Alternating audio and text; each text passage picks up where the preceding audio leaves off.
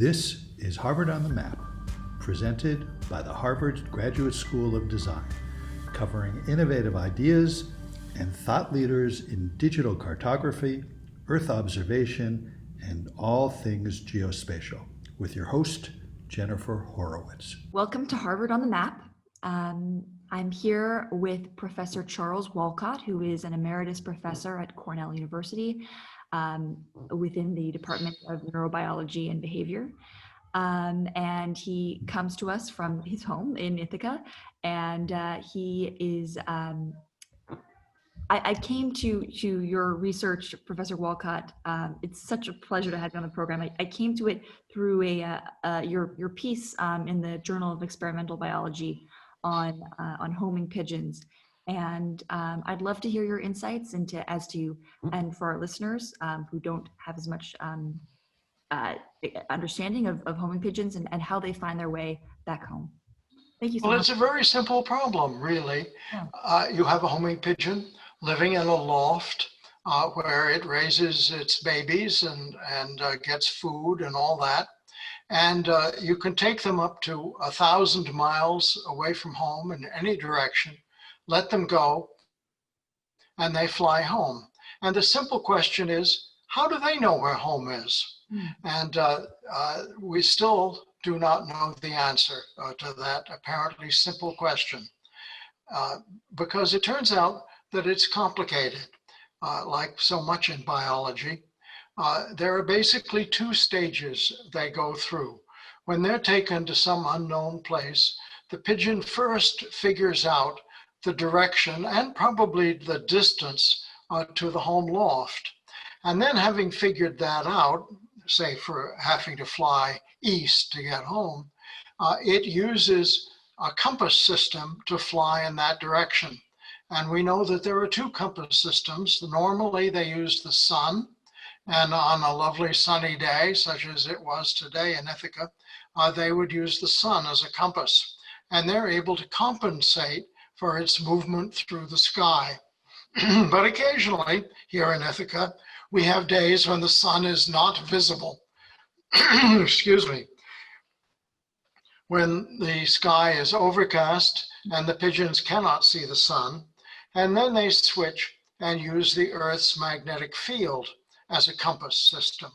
And everybody is pretty much agreed that this is the way it is. The thing that is still mysterious is what we call the map. And that is that first process I described, which is when a pigeon is let go, how does it know what direction home is? And here there are basically three fundamental ideas. The Italians and some of the Germans believe that it's based on odors, that pigeons growing up in a pigeon loft learn that the wind from the north brings the olive groves, the smell of the olives. When it's from the south, maybe it's the garlic, and so on. And so then when they're released someplace, they sniff the breeze and they say, aha, that's the odor that came on a north wind, and therefore I need to fly south in order to get home. Or it may be that the pigeons, as you take them out to the release point, learn the sequence of odors, and then they simply reverse those in order to find their way home. It's kind of an olfactory landmarks, as you might say. So that's one theory, and there's quite a lot of evidence that supports it. A second theory is that the pigeons are using the Earth's magnetic field, not just as a compass, but as a way of finding out where they are with relation to home. And the way that works is that the Earth's magnetic field vector, as it were, is straight up and down at the north magnetic pole, and at the magnetic equator is parallel to the surface of the Earth. And so if they're able to determine the direction of the magnetic field, they would know where they were north and south. And the same thing is true of the strength of the magnetic field. It's stronger at the magnetic North Pole than it is at the magnetic equator. And so if you measure the strength, you have an idea of where you are north-south. But what about east-west? That's much more difficult. And there it appears that it might be that they're using what's called the difference between true north and magnetic north. And the two are different. And that varies roughly as you move east and west. So who knows? That's one possibility. And a final one is that pigeons have very good low frequency hearing. We can hear down to about 20 cycles per second. And your average homing pigeon can hear down to about 1/200th of a cycle per second. Very, very low frequencies. And the world is quite noisy down there. And that may be in part what they're paying attention to. Who knows? So those are the three theories, and there are big arguments for each one of them. And my guess is that it's probably some combination of these things that they're using. And then when they get to the loft, I suspect they use landmarks to find their way to the pigeon loft itself. That is absolutely fascinating. And it's so interesting, you know, especially as in using GIS, which is a technology that I make a lot of use of in my research and in my work.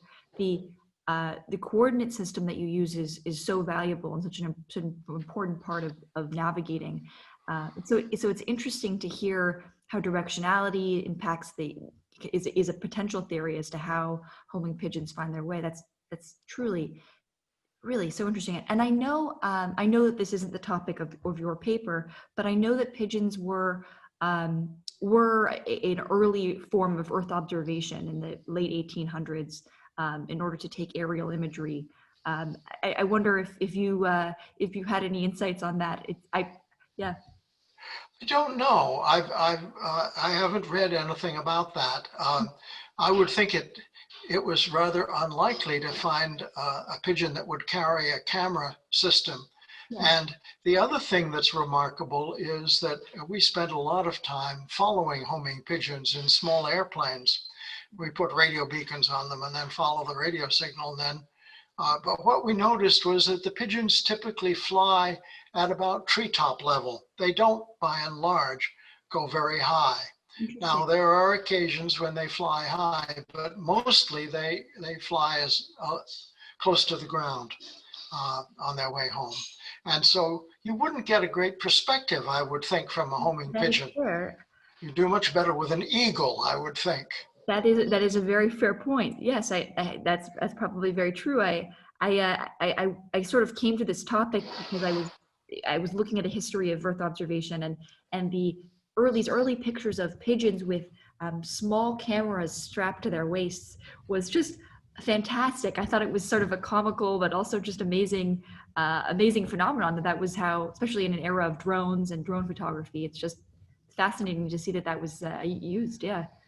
Yes, well, pigeons will do that kind of thing, and it's remarkable what they will do. They, of course, used for messengers for a long time, and very important in the wars as a means of communication before kind of radio became universal in other ways of communicating. That was quite remarkable because there you have a movable loft, and usually pigeons are familiar with their home loft. And here you're moving the loft around, and so you must have to train pigeons each time you move the loft. And it must be a very interesting process. Absolutely. I really appreciate your time, and I know it's a lovely day in Ithaca, so I won't to take too much more of it, but I have two questions for you as we finish off our broadcast here. And the first of which is that I know that you are a Harvard undergraduate or former Harvard undergraduate. That is true. And yes, the class of 1956, just a few years ago. Right. And I wondered what house you were in. What, as a freshman? What? I was in Lionel as a freshman, okay. And then moved down to Winthrop House, cool. Where I spent the last 3 years at Harvard. Very cool. I was a next door neighbor. I was in Kirkland House. Yes. Mm-hmm.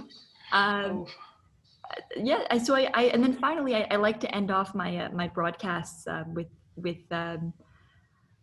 a question that I ask, which is that you know, all of us at some point, one or another, but at some point or another in our lives, find ourselves a little bit lost at, you know, at one point or another, whether that's geographically or metaphorically in our own career or what have you. And so I wondered if you could share an experience in which you were lost and how you found your way back. Well, I was, and it was at our place on North Haven Island in Maine. Hmm. And I was walking through the woods, and I made a mistake. There was a bunch of trees down across the trail, so I moved off, and I got into the swamp. And it was a cloudy day. And as I maneuvered through the swamp, trying to avoid the larger bodies of water, I found that I was totally disoriented, and I didn't have a compass with me. I didn't have I didn't have an iPhone. So I was wondering, you know, kind of which direction it was to home. And then I heard the rooster, our caretaker, had chickens, and there was a very vocal rooster, and the rooster crowed, and I could hear it.